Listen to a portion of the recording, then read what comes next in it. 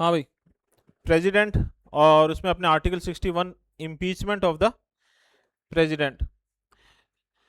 एक तो ये चीज़ कि इम्पीचमेंट ऑफ द प्रेसिडेंट जो है वो हमने बेसिकली लिया कहाँ से, ये मतलब पूरा प्रोसेस हमने एक तरह से कहाँ से इंस्पायर्ड हुए हम, या किस प्रोसेस से हमने मॉडिफाइड तरीके से लिए, एकदम एग्जैक्ट तो नहीं लिए। कहाँ से लिए? यूएस से। यूएस कॉन्स्टिट्यूशन, क्योंकि इसमें अपने पढ़ेंगे अभी कि जब प्रेसिडेंट को इम्पीचमेंट का प्रोसेस चलता है ना प्रेसिडेंट पे, तो उस पर एक इंक्वायरी होती है। क्या होती है? इंक्वायरी होती है। और अपने ने ऐसा कुछ है ना सुप्रीम कोर्ट के जजेस के लिए भी एक बार डिस्कस किया था, उसमें भी कहा था इंक्वायरी होती है। उसमें इंक्वायरी पहले होती है, वोटिंग बाद में होती है, या वो प्रोसेस ही बाद में आता है। ठीक है, तो पहले इंक्वायरी हो जाती है। यहाँ पर इंक्वायरी हालांकि बाद में होगी, जो भी है। सुप्रीम कोर्ट में या हाई कोर्ट के जजेस को जब इम्पीच किया जाता है, जो उसे लाइक इम्पीचमेंट प्रोसेस बोल सकते हैं, क्योंकि वो एग्जैक्ट इम्पीचमेंट नहीं होता, तो उसमें ध्यान रखना, उसमें जो इंक्वायरी जो बॉडी करती है वो जुडिशरी होती है, उसमें जुडिशरी इन्वॉल्व होती है। यहाँ हम देखेंगे कि यहाँ जुडिशरी इन्वॉल्व नहीं है, लेकिन वहीं अगर अपने ये देखें अमेरिका के इम्पीचमेंट प्रोसेस से इसको थोड़ा कंपेयर करें, तो वहाँ पे जुडिशरी इन्वॉल्व होती है। तो कुछ एक बेसिक डिफरेंसेस है किसमें, impeachment process of the president और impeachment process of the supreme court और हाई कोर्ट के जजेस, और इम्पीचमेंट प्रोसेस, हाँ जो इम्पीचमेंट प्रोसेस ऑफ द, किसकी बात कर रहे हैं अपने, प्रेसिडेंट ऑफ द अमेरिका। या आपने कहें कि कुछ बेसिक डिफरेंसेस हैं अपने प्रेसिडेंट के इम्पीचमेंट प्रोसेस में और किसमें, यूएस के प्रेसिडेंट के इम्पीचमेंट प्रोसेस में। अपने ने एग्जैक्ट वो का वो प्रोसेस नहीं लिया अभी, अपने ने एग्जैक्ट वो का वो प्रोसेस नहीं लिया, ध्यान रखना, ठीक है। अगली चीज इम्पीचमेंट प्रोसेस, लेकिन ये इम्पीचमेंट जो है उसका मेंशन किसी और आर्टिकल में ही मिलता है क्या? आर्टिकल 56 में ही मिलता है। अभी किसमें मिलता है? आर्टिकल 56 में भी हमें इम्पीचमेंट के प्रोसेस का मेंशन मिलता है। अभी प्रोसेस तो पूरा यही मिलेगा। और 56 में हम ये पढ़ के आए, क्या पढ़ के आए, बेस क्या होगा, वायलेशन ऑफ द कॉन्स्टिट्यूशन, ठीक है। और फिर इसमें बोला हुआ है कि इसके बेसिस पर प्रेसिडेंट को इम्पीच किया जा सकता है या उसका इम्पीचमेंट हो सकता है। जो पूरा प्रोसेस जो है वो कहाँ दिया हुआ है, आर्टिकल 61 में, जो अपने पढ़ने वाले हैं अभी। अब अगर आपके पास बेयर एक्ट है तो बेयर एक्ट ओपन कर लेना भाई। Article 61, procedure for impeachment of the president when a president is to be impeached for violation of the constitution। साफ लिखा हुआ है इसमें, when a president is to be impeached for violation of the constitution, the charge shall be preferred by either house of the parliament। तो सबसे पहली चीज भी कि किसके बेसिस पर, वायलेशन ऑफ द कॉन्स्टिट्यूशन के बेसिस पर।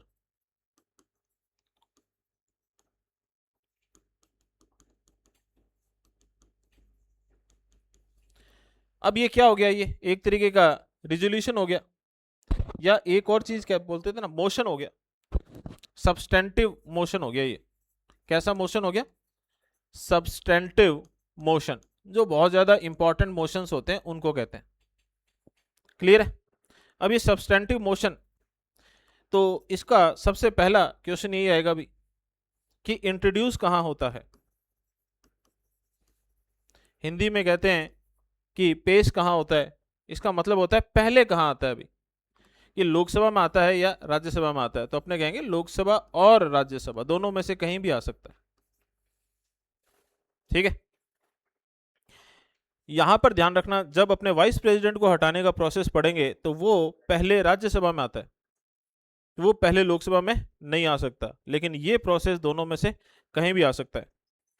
इसके बाद में no such charge shall be preferred unless the proposal to prefer such charge is contained in resolution which have been moved after at least 14 days notice in writing signed by not less than 1/4 of the total number of members of the house has been given of their intention to move the resolution.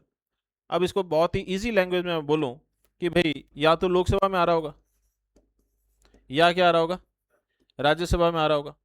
ठीक है, तो पहली बात तो इस motion या अपने बोल सकते हैं resolution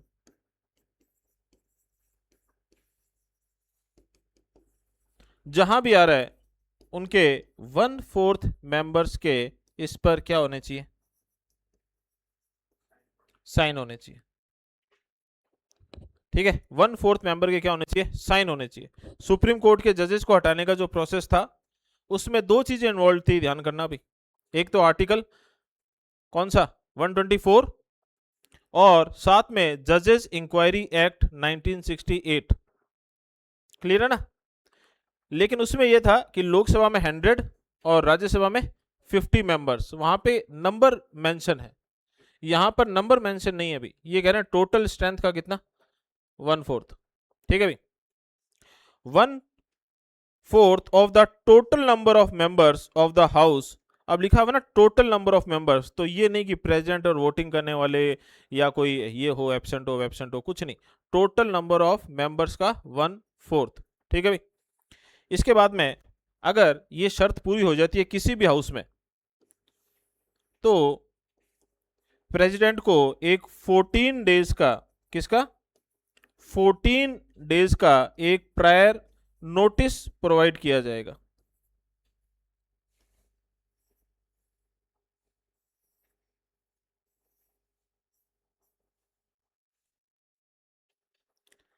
such resolution has been passed by a majority of, ध्यान से पढ़ लेना भाई इसको, फिर स्पेशल मेजोरिटी या उसमें कोई कंफ्यूजन नहीं रहना चाहिए। Such resolution has been passed by a majority of not less than 2/3 of the total membership. क्या लिखा हुआ है, टोटल मेंबरशिप, कितनी सीटें वैकेंट है, कितने एब्सेंट हैं, कितने वोट नहीं कर रहे हैं, कोई फर्क नहीं पड़ेगा, टोटल मेंबरशिप का कितना, 2/3। ठीक है, वो स्पेशल मेजोरिटी जिसको अपने बोलते हैं, हालांकि ये it is also a kind of special majority, लेकिन अपने जिसको वो स्पेशल मेजोरिटी के फॉर्म में याद करते हैं, दो शर्तें होगी। पहली क्या, प्रेजेंट एंड वोटिंग करने वालों का 2/3, और ये जो भी नंबर आएगा ये टोटल मेंबरशिप के आधे से ज्यादा होना चाहिए। जब ये दोनों शर्तें पूरी होगी तो इसे अपने स्पेशल मेजोरिटी बोलते हैं। लेकिन यहां पर आप देखोगे ऐसा कुछ नहीं लिखा हुआ, यहां पर सिंपल सा है भाई कि ये रिजोल्यूशन दोनों हाउसेस से कौन सी मेजोरिटी से क्लियर होना चाहिए,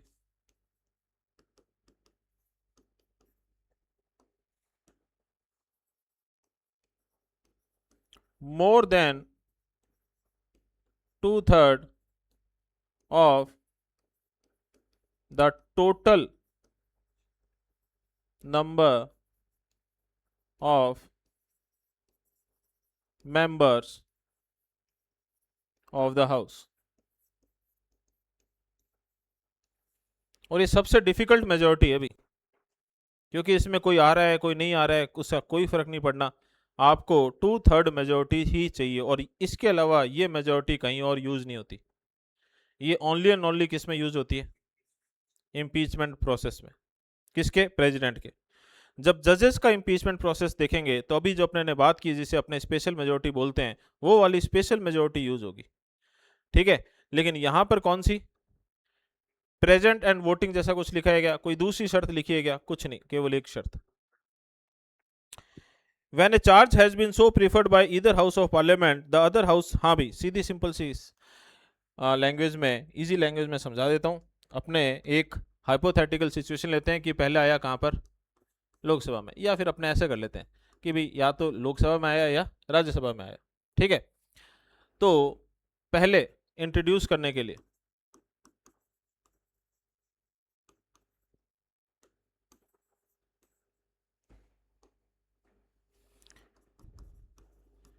1/4 of the total members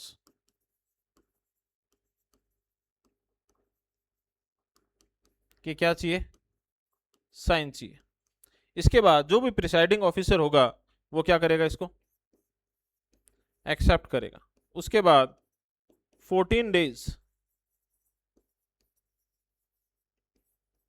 का एक प्रायर नोटिस दिया जाएगा, ठीक है। और इसके बाद सीधा सिंपल सा है अभी, डिस्कशन एंड वोटिंग होगी। और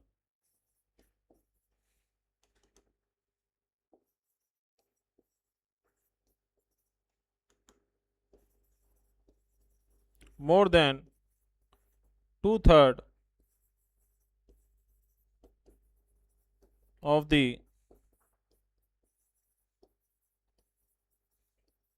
टोटल मेंबर से ये पास होगा। और ऐसा जब हो जाएगा तो ये दूसरे हाउस में जाएगा। अब दूसरे हाउस में अपने पहले राज्यसभा लिख देते हैं और फिर लोकसभा लिख देते हैं। इसका मतलब ये है भी, अगर इधर लोकसभा है तो इधर राज्यसभा, और इधर राज्यसभा है तो इधर लोकसभा, ठीक है। तो अब जो जो भी दूसरा हाउस होगा उसमें जाएगा, वो क्या करेगा, वो इन्वेस्टिगेट करेगा। क्या करेगा?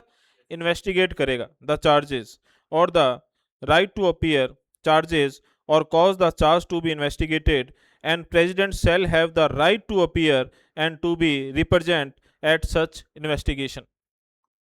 तो ये हाउस क्या करेगा, इस पर एक कमेटी बनाएगा और इन्वेस्टिगेशन करेगा या करवाएगा, या तो खुद करेगा या करवाएगा। क्लियर है? और इस इन्वेस्टिगेशन में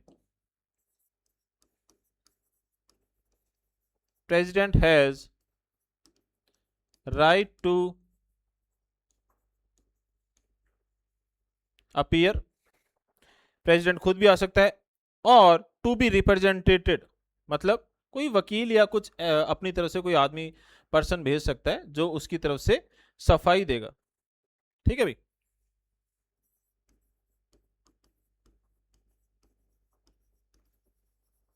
और टू बी रिप्रेजेंटेटेड, रिप्रेजेंटेटेड का मतलब खुद नहीं आ रहा है, किसी को भेजा जा रहा है उनकी तरफ से।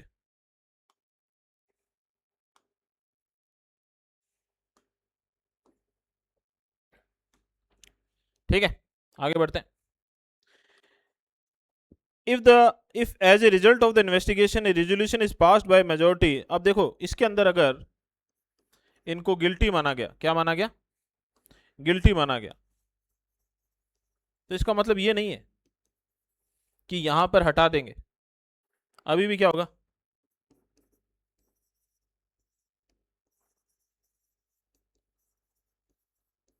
वोटिंग होगी। क्या होगी? वोटिंग होगी। और वही सेम चीज,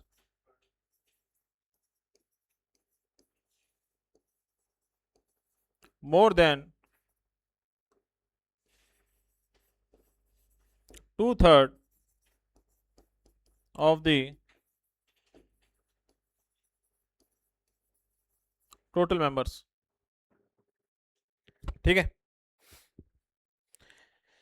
2/3 by a majority of not less than 2/3 of the total membership of that house by which the charge was investigated or caused to be investigated, declaring that the charge preferred against the president has been sustained, such resolution shall have the effect removing the president from his office as from the date on which the resolution is so passed।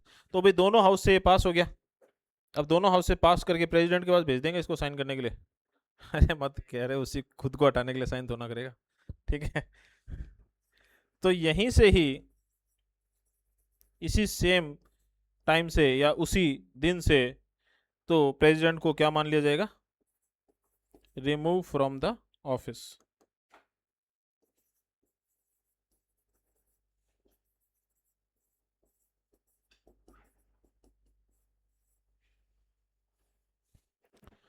ठीक है। अब अपने को इसके voting या फिर election में और इंपीचमेंट के प्रोसेस में डिफरेंस देखना है। देखो ध्यान से सुनना भी, आपको कौन कौन से डिफरेंसेस पता होने चाहिए। आज घर जाके या कभी भी खाली बैठे हो तो इनको थोड़ा सा रिपीट कर लेना, काम की चीज़ें हैं भी, ठीक है। जब हम कहते हैं अभी केवल इम्पीचमेंट प्रोसेस की बात कर रहे हैं अपने, या प्रेसिडेंट की बात कर रहे हैं, तो इम्पीचमेंट किसका होता है? प्रेसिडेंट का। लाइक इम्पीचमेंट किसका होता है? सुप्रीम कोर्ट के जजेस और हाई कोर्ट के जजेस का। तो अपने क्या करो भाई, प्रेसिडेंट वर्सेस सुप्रीम कोर्ट और हाई कोर्ट के जजेस का जो रिमूवल प्रोसेस है उनको कंपेयर कर लो। और एक कंपेयर और कर सकते हो आप कि president of India versus president of US. ठीक है, अब एक कंपेयर और अपने को करना है। क्या करना है भाई? एक तो है इलेक्शन प्रोसेस,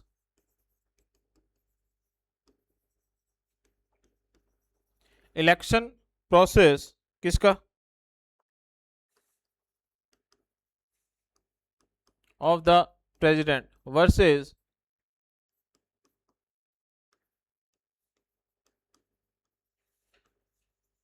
इम्पीचमेंट। ठीक है, तो हमें क्या क्या बताना चाहिए? इलेक्शन प्रोसेस, आर्टिकल कौन से? 54 एंड 55, यहाँ 56 एंड 61। ठीक है, यहाँ मेजोरिटी तो अपने कहेंगे PR system plus single transferable vote system. तो हम समझ गए कि भाई एसटीवी नहीं है, इसका मतलब total valid votes polled divided by 2 + 1।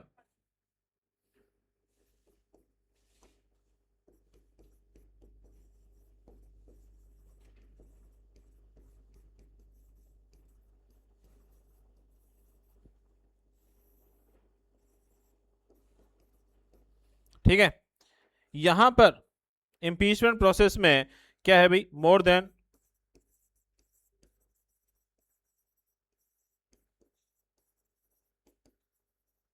2/3 of the total members. Clear है? कोई और डिफरेंस बता सकते हो क्या?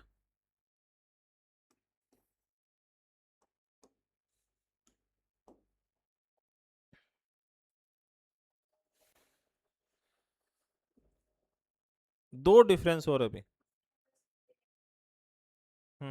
हाँ, एक तो आपने बहुत अच्छी चीज पकड़ी, लेकिन इसमें ओनली इलेक्टेड,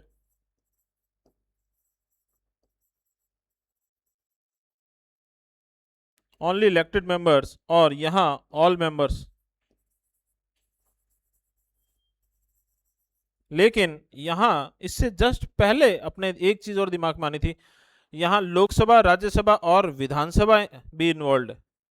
लोकसभा, राज्यसभा और विधानसभा भी इन्वॉल्व है। लोकसभा, राज्यसभा, विधानसभा किसकी? सभी स्टेट्स की। और साथ में कौन इन्वॉल्व है? विधानसभा ऑफ दिल्ली एंड पुदुचेरी। यहां ओनली लोकसभा एंड राज्यसभा, या अपने कह सकते हैं पार्लियामेंट।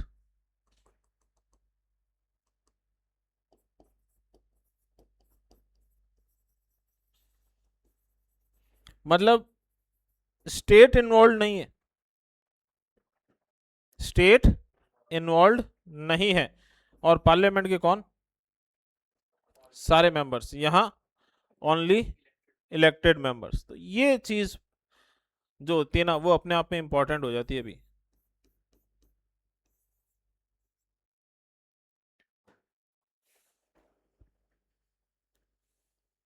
क्लियर है? 54, 55, 56, 61 PR plus STV, total valid votes polled divided by 2 + 1, more than 2/3 of the total membership. Lok Sabha, Rajya Sabha, Vidhan Sabha, ठीक है, सभी स्टेट्स की, और विधानसभा किसकी? दिल्ली और पुदुचेरी की। और ओनली इलेक्टेड मेंबर्स, यहाँ वो तो चलो ठीक है, आपको याद है। ओनली लोकसभा एंड राज्यसभा, या कह सकते हैं ओनली पार्लियामेंट। स्टेट्स का इन्वॉल्वमेंट हटाने वाले प्रोसेस में नहीं है, इलेक्शन वाले प्रोसेस में है। और वो भी बराबर है, सेंटर के बराबर वैल्यू है, जिसे यूनिफॉर्मिटी बोलेंगे, पैरिटी बोलेंगे। पैरिटी बोलेंगे, यूनिफॉर्मिटी स्टेट्स के बीच में, parity states on the as a whole और सेंटर के बीच में। ठीक है, तो ओनली लोकसभा एंड राज्यसभा। लेकिन ये भी ध्यान रखना भी, ये भी बहुत इंपॉर्टेंट चीज है। मतलब, या फिर आप इसको ऐसे भी बोल सकते हो,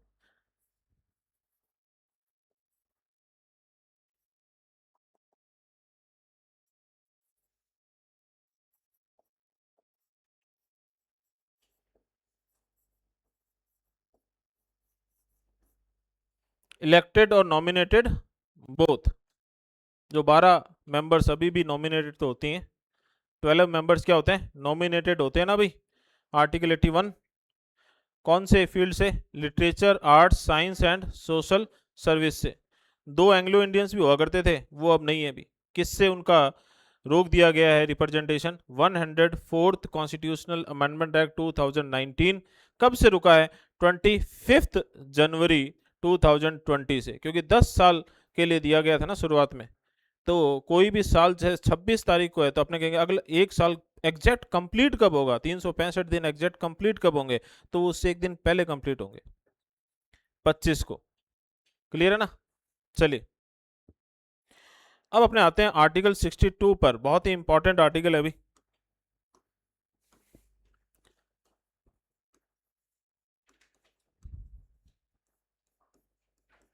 आज पॉलिटी में यही पढ़ना अपने को 62। इसके बाद अपने क्वेश्चंस करेंगे मैथ्स वगैरह में। हाँ भाई, time of holding election to fill vacancy in the office of the president. देखो इसकी लैंग्वेज, जो कईयों की ना हेडिंग ही अपने आप में बहुत ज़्यादा इंपॉर्टेंट होती है। जैसे फॉर एग्जांपल कुछ आर्टिकल्स की हेडिंग से आपको पता नहीं चलेगा क्या है इसमें। जैसे आर्टिकल 394 उसमें दिया हुआ कमिंसमेंट, तो अपने को अंदर से पढ़ना पड़ेगा भाई, तब अपने को पता चलेगा क्या बात कर रहा है। ये आर्टिकल 100 हो गया। आर्टिकल 100 देखो, उसकी हेडिंग देखो, वो अपने आप में बता देगा कि यार हम है ना अंदर क्या पढ़ने वाले हैं और कितनी चीज़ें पढ़ने वाले हैं। आर्टिकल 100 में अपने 3 चीज़ें पढ़ने वाले हैं। ठीक है, उसकी हेडिंग बोलती है ये, क्या बोल रहा है वो। ठीक है, वोटिंग इन द हाउस। दूसरा क्या बोलता है, पावर ऑफ, मतलब अगर वैकेंसी हो तो भी हाउसेस जो है वो अपना रोज का काम करेंगे। वैकेंसी है इसका मतलब हाउस अपना काम रोकेगा नहीं। और तीसरा क्या है, क्योरम। तो वो साफ बोल रहा है कि भाई जब अब तुम मुझे पढ़ोगे तो इसमें तुम्हें कितनी चीजें मिलेगी, 3। सेम ऐसे ही इसकी हेडिंग पढ़ो, देखो।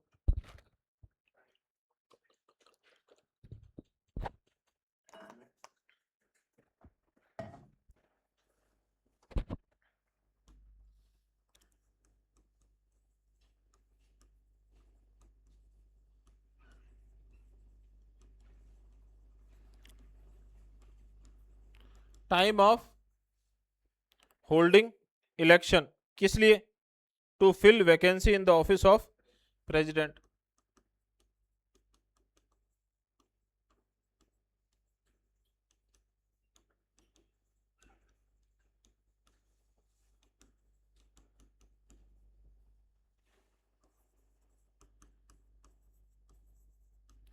यहां पर ये वैकेंसी कैसी होगी, इसका इसकी कोई बात की गई है क्या, नहीं नहीं, अभी तक कोई बात की गई है क्या, कैजुअल वैकेंसी कहाँ लिखा है इसमें, कहीं नहीं लिखा। Time of holding election to fill vacancy in the office of president, मतलब किसी भी तरह की वैकेंसी हो सकती है। वो 5 साल अपने कंप्लीट कर रहा है तो भी तो वैकेंट होगी सीट, और 5 साल कंप्लीट नहीं हो पा रहे हैं किसी वजह से तो भी सीट वैकेंट हो रही है। आगे लिखा है एंड द टर्म ऑफ, एक चीज ध्यान रख लेना भाई, एंड के बाद है ना कोई भी चीज आती है, जैसे फॉर एग्जाम्पल, ठीक है, अपने ऐसे समझ लो कोई भी चीज है, ठीक है, तो अपने वो एंड बीच में लगा हुआ है और एक दा लगा हुआ है और उसके बाद में 2 वर्ड्स है, तो वो इसका मतलब है वो एक ही चीज के बारे में बात हो रही है। लेकिन the mango and the banana कर देंगे ना, ठीक है, the mango and banana are fruits, तो मतलब एक ही चीज है।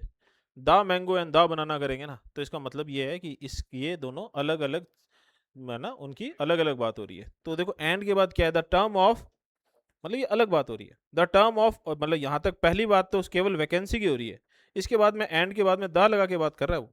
And the term of office of person elected to fill casual vacancy, इसलिए इसको पहली वाली वैकेंसी जो है उसमें हर तरह की वैकेंसी इन्वॉल्व है, लेकिन दूसरी बात में केवल कैजुअल वैकेंसी की बात हुई है। हाँ भाई, and the term of office,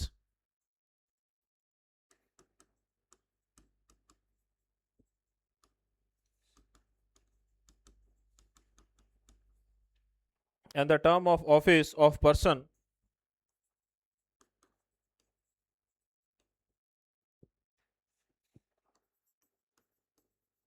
elected to fill casual vacancy.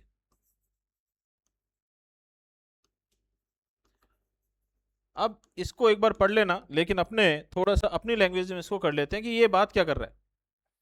तो अपने वैकेंसी को दो तरीके से बांटते हैं कि भाई वैकेंसी दो तरह की हो सकती है। एक तो अपने अपनी तरफ से दिया हुआ टर्म है ये, कि सिंपल वैकेंसी या नॉर्मल वैकेंसी, नॉर्मल बोल देते हैं इसको।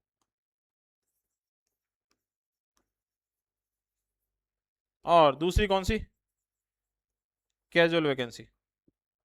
नॉर्मल वैकेंसी का मतलब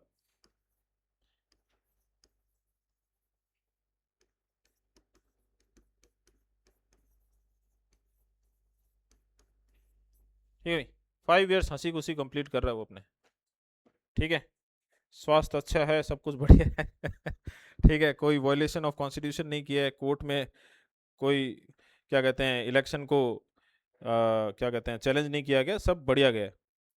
N election to fill a vacancy caused by the expiration of the term of office of a president. तो ये जो आपका फर्स्ट क्लॉज कह रहा है कि 5 साल कंप्लीट किए, 5 ईयर्स कंप्लीट किए,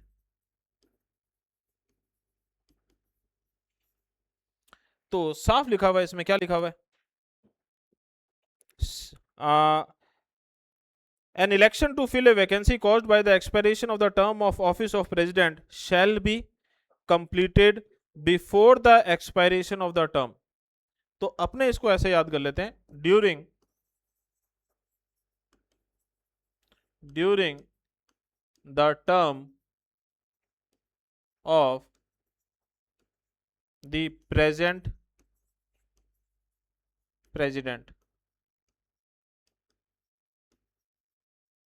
और यहीं से वो आर्टिकल 56 में हम जो पढ़ गए हैं कि वो 5 साल से ज्यादा भी रह सकता है जब तक कौन ना आ जाए, उसका सक्सेसर जो है वो ऑफिस होल्ड ना कर ले। ये 56 में लिखा हुई चीज है, 56 में लिखी हुई है वो।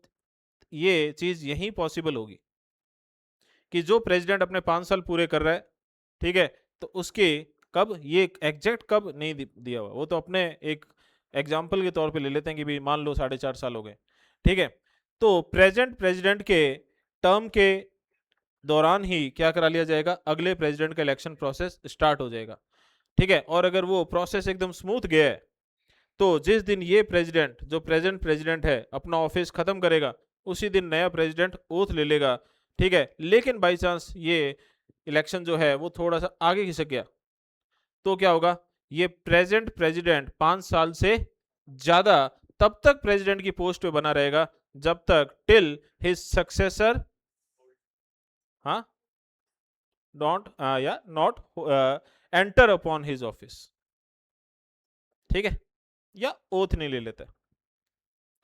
अब बात करते हैं कैजुअल वैकेंसी। तो कैजुअल वैकेंसी क्या हो सकती है अभी, कैजुअल वैकेंसी में क्या चीजें आ सकती है, ठीक है, तो टर्म के दौरान ही डेथ हो जाए, जैसे डॉक्टर जाकिर हुसैन, फखरुद्दीन अली अहमद, ठीक है भी,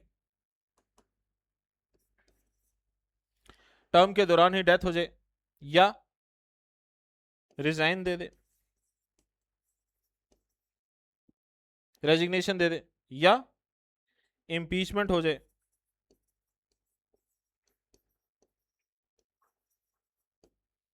क्या हो जाए, इम्पीचमेंट हो जाए, या कोर्ट, और कोर्ट भी अपने आगे देखेंगे कि इलेक्शन से रिलेटेड प्रेसिडेंट और वाइस प्रेसिडेंट के इलेक्शन से रिलेटेड डिस्प्यूट जो है वो डायरेक्टली कहाँ जाते हैं, सुप्रीम कोर्ट में जाते हैं भाई। तो सुप्रीम कोर्ट क्या कर दे, इलेक्शन को वॉइड कर दे, ठीक है भाई, या अनसाउंड माइंड हो जाए,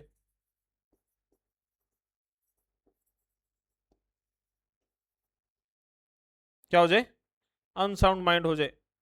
तो ऐसी कोई भी चीज हो जाए भी जिसकी वजह से 5 साल से पहले ही पोस्ट खाली करनी पड़ जाए, तो उसको अपने मान रहे हैं, उसको अपने क्या मान रहे हैं, ये तो वर्ड दिया हुआ है, क्या, कैजुअल वैकेंसी, ठीक है। तो साफ लिखा हुआ है इसमें, देखोगे आप, An election to fill the vacancy in the office of president occurring by reason of his death, resignation, removal, otherwise shall be held as soon as possible after, and in no case later than 6 months from the date of occurrence of the vacancy. वो ये भी लिखा हुआ है कि as soon as possible, लेकिन ये भी कहा है कि 6 महीने से ऊपर मत लगाना. वाइस प्रेसिडेंट में सेम चीज जब आप पढ़ोगे तो उसमें सिर्फ as soon as possible ही लिखा हुआ है, 6 महीने वाली बात नहीं लिखी है. तो इसमें सीधा सा याद कर लेना within 6 months.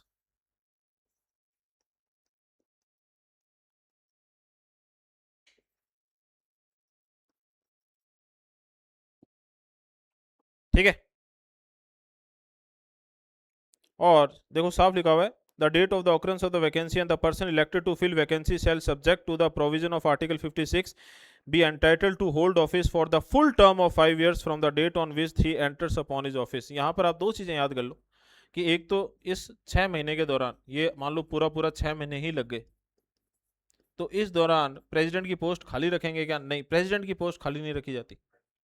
ठीक है, यहाँ पर वाइस प्रेसिडेंट आ जाएगा और वाइस प्रेसिडेंट भी ना हो तो सीजे आ जाएगा. लेकिन वाइस प्रेसिडेंट आ जाएगा, ये बात कहाँ लिखी हुई है? आर्टिकल 63 क्या है? Vice president of India. Article 64 क्या है? कि वो एक्स ऑफिशियो चेयरपर्सन होंगे किसके? काउंसिल ऑफ स्टेट, मतलब राज्यसभा के. और 65 क्या है? 65 में ये लिखा है भाई. ठीक है, तो इस दौरान आर्टिकल 65 के अकॉर्डिंगली वाइस प्रेसिडेंट जो है वो क्या होंगे? एक्टिंग प्रेसिडेंट होंगे. क्या होंगे? एक्टिंग प्रेसिडेंट होंगे. क्लियर है? ठीक है. हाँ, एक चीज और, अब ये जो कैजुअल वैकेंसी को फिल करेगा कोई,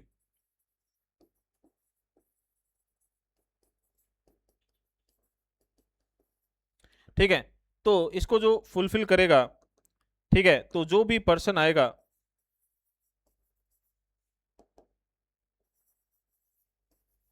ये इसकी टर्म कितनी होगी? तो यहां लिखा हुआ है इसकी टर्म अकॉर्डिंग टू आर्टिकल 56 होगी. 56 मतलब 5 years from the date, 5 year from the date on which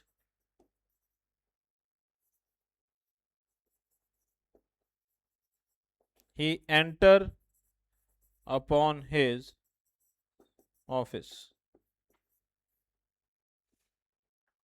ठीक है, अमेरिका में मैंने आपको बताया था अभी 4 year की टर्म होती है, और अगर कैजुअल वैकेंसी हो जाएगी तो वाइस प्रेसिडेंट जो है वो फुल फ्लेज्ड प्रेसिडेंट बन जाएगा. और कितनी टर्म के लिए? बाकी बची हुई टर्म के लिए. कितनी टर्म के लिए?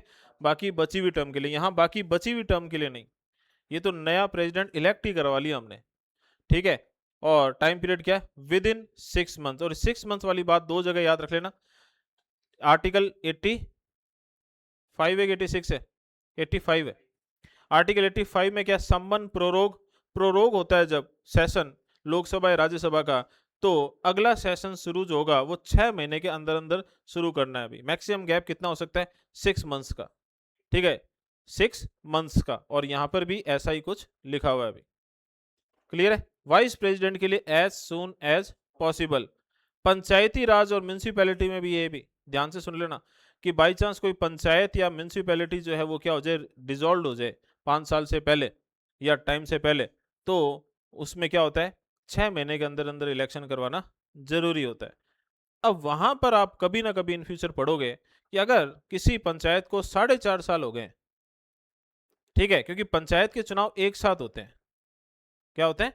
एक साथ होते हैं. इतना तो पता है ना, पूरे स्टेट में एक साथ होते हैं. अब मान लो कहीं की कोई पंचायत है वो डिसॉल्व होगी, तो वहां पे 6 महीने के अंदर इलेक्शन करवाना जरूरी है. अगर उस पंचायत को 4.5 साल ऑलरेडी हो गए, उसके बाद वो डिसॉल्व हुई है, तो अभी 4-5 महीने या 6 महीने बाद तो इलेक्शन वैसे ही होने वाले हैं. तो वहां पर बाई इलेक्शन कराने की जरूरत ही क्या? वापस से इलेक्शन करवाने की, बाई इलेक्शन या वापस से इलेक्शन करवाने की जरूरत ही क्या है? वहां पर नहीं होंगे. वहां पर फिर वो जो रेगुलर इलेक्शंस जो होने वाले हैं पूरे स्टेट में वही होंगे. लेकिन अगर 4.5 साल से पहले अगर ये चीज हो जाती है तो पंचायत में या म्यूनसिपैलिटी में 6 महीने के अंदर अंदर इलेक्शन कराने जरूरी है. तो वहां पर भी आप ये 6 months वाली बात पढ़ोगे. वाइस प्रेसिडेंट में एज सुन एज पॉसिबल. पंचायती राज और म्यूनसिपैलिटी में 6 महीने के अंदर. यहां पर 6 महीने के अंदर. ठीक है, लोकसभा या राज्यसभा के 2 सेशंस के बीच में मैक्सिमम गैप कितना? 6 months, 6 महीने. क्लियर है? दोनों इंपॉर्टेंट चीज है अभी, ठीक है। तो अपने ने क्या पढ़ा, article 61 impeachment of the president, जहां यूएस कॉन्स्टिट्यूशन से लिया है, लेकिन आर्टिकल 56 में भी इतना तो एटलीस्ट लिखा हुआ ही है कि वायलेशन ऑफ द कॉन्स्टिट्यूशन के बेसिस पर प्रेसिडेंट को इम्पीचमेंट के प्रोसेस के थ्रू हटाया जा सकता है, जो आर्टिकल 61 में दिया गया है, ठीक है। अब ये क्या है, ये एक सब्सटेंटिव मोशन है, कहाँ आएगा, लोकसभा में आएगा कि राज्यसभा में आएगा, दोनों जगह कहीं भी आ सकता है, लेकिन शर्त क्या है, 1/4 मेंबर के साइन के साथ आएगा। किसके, 1/4 मेंबर के साइन के साथ आएगा। जैसे ही उसके बाद एक्सेप्ट कर लिया जाएगा तो 14 डेज का प्रायर नोटिस दिया जाएगा, किसको, प्रेसिडेंट को, कि भी तुम्हें हटाने का प्रोसेस शुरू कर रहे हैं, 14 दिन का तुम अपनी तैयारी कर लो, क्योंकि यहाँ पे जाकर सफाई भी देनी होती है, ठीक है, या उसकी मर्जी है वो दे या ना दे। उसके बाद में डिस्कशन एंड वोटिंग होगी, और मोर than 2/3 of the total membership. उसके बाद में दूसरे हाउस में जाएगी चीज, वो इन्वेस्टिगेशन करवाएगा। दूसरा हाउस क्या करवाएगा, इन्वेस्टिगेशन करवाएगा। इन्वेस्टिगेशन में अगर ये गिल्टी प्रूव हो गया, ठीक है, ये चार्जेस गिल्टी प्रूव हो गए, तो वापस से वोटिंग होगी, मोर than 2/3 of the total membership of the house, और उसके बाद में उसी टाइम से रिमूवल मान लिया जाएगा। इस इम्पीचमेंट प्रोसेस को आप देखना, प्रेसिडेंट और सुप्रीम कोर्ट और हाई कोर्ट के जजेस का जो लाइक इम्पीचमेंट या रिमूवल प्रोसेस है उससे कंपेयर करना, और साथ साथ में प्रेसिडेंट ऑफ इंडिया का किसके साथ, प्रेसिडेंट ऑफ यूएस के साथ कंपेयर करना। लेकिन अभी यहाँ पर अपने को यहाँ फोकस करना जरूरी है। ये तो आपने किया हुआ है हालांकि पहले भी, और ये थोड़ा सा आप देख लेना, नहीं समझ आए पूछ लेना, वरना कभी बता दूंगा। यहाँ फोकस करना सबसे इंपॉर्टेंट चीज ये कि प्रेसिडेंट को इलेक्ट करते समय, ठीक है, पार्लियामेंट मतलब सेंटर और स्टेट दोनों इन्वॉल्व होते हैं, और दोनों की वैल्यू ऑलमोस्ट बराबर होती है। यहाँ पर केवल सेंटर इन्वॉल्व होता है, यहाँ पर ओनली इलेक्टेड मेंबर इन्वॉल्व होते हैं, यहाँ पर ऑल मेंबर्स इन्वॉल्व होते हैं, ठीक है। और इसके बाद में आर्टिकल 62, ये हेडिंग अपने आप में बहुत कुछ बोलती है कि वैकेंसी हो जाए तो इलेक्शन कब करवाना है। तो वैकेंसी मतलब दो तरह की वैकेंसी, और फिर ये कहता है, क्योंकि दिमाग में आएगा कि कैजुअल वैकेंसी को जब कोई पर्सन फिल करेगा तो वो बची हुई टर्म के लिए रहेगा, या उसकी टर्म पूरी की पूरी 5 साल होगी। तो ये दोनों जवाब ये दे देता है अभी कि नॉर्मल वैकेंसी होगी तो उसी प्रेसिडेंट की टर्म के दौरान ही इलेक्शन करवा लिया जाएगा, ठीक है। और अगर ये थोड़ा सा आगे खिसक गया तो 56 से हमें क्लियर हो जाता है कि 5 साल से प्रेसिडेंट ज़्यादा भी प्रेसिडेंट रह सकता है, लेकिन केवल और केवल इसी कंडीशन में, ठीक है। और कैजुअल वैकेंसी मतलब death, resign, impeachment, supreme court void कर दे, अनसाउंड माइंड हो जाए, या कोई ऐसी सिचुएशन हो जाए, ठीक है, तो विद इन 6 मंथ करवाना पड़ता है इलेक्शन। इस विद इन 6 मंथ, इस कंडीशन में वाइस प्रेसिडेंट को मौका मिलता है क्या, एक्टिंग प्रेसिडेंट बनने का। लेकिन वो ज़्यादा ज़्यादा कितना रह सकता है, 6 महीने रह सकता है। अगर वो ना हो तो चीफ जस्टिस ऑफ इंडिया, वो भी ना हो तो अदर सीनियर मोस्ट जज of the India supreme court, ठीक है।